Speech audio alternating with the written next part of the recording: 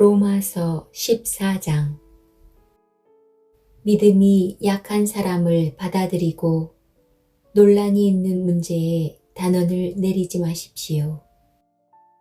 자기가 가지고 있는 믿음에 따라 모든 음식을 먹는 사람이 있지만 믿음이 약하여 채소만 먹는 사람도 있습니다.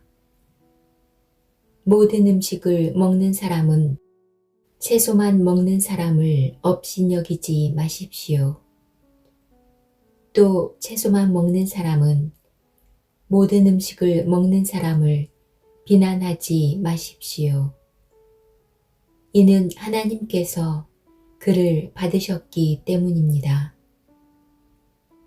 여러분이 누구이기에 남의 종을 판단하십니까? 그가 서 있든지 넘어지든지 그것은 자기 주인이 관여할 문제입니다. 종이 서 있게 된다면 그것은 주님께서 그를 서게 할 수 있기 때문입니다. 어떤 날을 다른 날보다 더 중요하다고 생각하는 사람이 있는가 하면 모든 날이 다 같다고 여기는 사람도 있습니다. 이럴 경우 사람마다 자기 마음에 확신이 있어야 합니다. 어떤 날을 더 중요하게 여기는 사람도 주님을 위해 그런 생각을 하는 것이고, 어떤 음식이나 다 먹는 사람도 주님을 위해 먹는 것입니다. 그는 음식을 먹을 때 하나님께 감사한 마음을 갖습니다. 음식을 가려 먹는 사람도 주님을 위해 그리하며 그 사람도 하나님께 감사한 마음을 가집니다. 우리 중에 자기 자신만을 위해 사는 사람은 한 명도 없으며 자기 자신만을 위해 죽는 사람도 없습니다. 우리가 산다면 그것은 주님을 위해 사는 것이고 죽는다면 주님을 위해 죽는 것입니다. 그러므로 살든지 죽든지 우리는 주님의 것입니다. 그리스도께서는 죽은 사람만 아니라 살아있는 사람의 주님이 되기 위해서 죽으셨다가 다시 살아나셨습니다.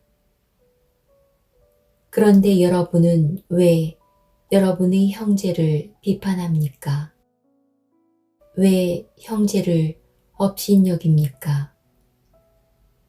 우리는 다 하나님의 심판대 앞에 설 사람들입니다. 성경에도 이렇게 기록되어 있습니다. 주님께서 말씀하시기를 내가 살아있나니 모든 무릎이 내 앞에 꿇을 것이요 모든 혀가 하나님께 자백할 것이다. 그러므로 우리는 각자 자신이 한 일에 대해 하나님께 사실대로 말씀드리게 될 것입니다. 그런즉 다른 사람에 대해 심판하지 맙시다. 우리가 더욱 힘쓸 것은 형제의 길에 그를 넘어지게 하는 것이나 장애물을 놓지 않겠다고 결심하는 일입니다. 내가 주 예수님 안에 있는 사람으로서 확신하기로는 그 자체로 부정한 음식은 하나도 없습니다. 어떤 음식이 부정하다고 믿는 사람이 있다면 그 사람에게는 그 음식이 부정한 것입니다. 음식 문제로 여러분의 형제가 상처를 받았다면 여러분은 사랑으로 행동한 것이 아닙니다. 그리스도께서 대신해서 죽으신 그 형제를 음식 문제로 망하게 하지 마십시오. 그러므로 여러분이 옳다고 생각해서 하는 것이 오히려 비난의 대상이 되지 않게 하십시오.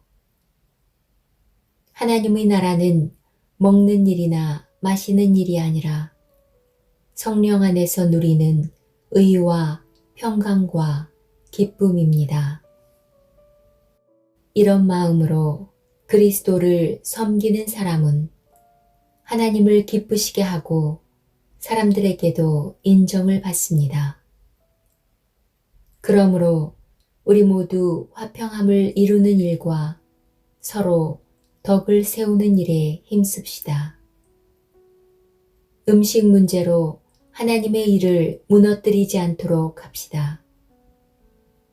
음식은 다 깨끗한 것이지만 어떤 음식을 먹은 것이 다른 사람을 넘어지게 한다면 그것을 먹는 것은 그 사람에게 좋지 못한 것입니다.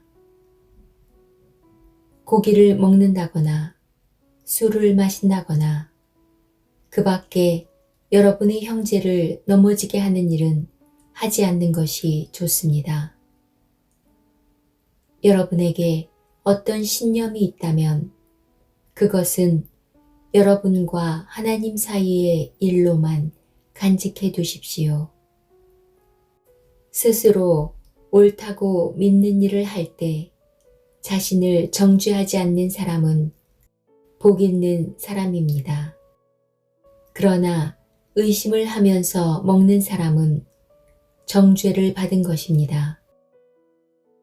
그것은 믿음에서 나온 것이 아니기 때문입니다. 믿음에서 나오지 않은 것은 다 죄입니다.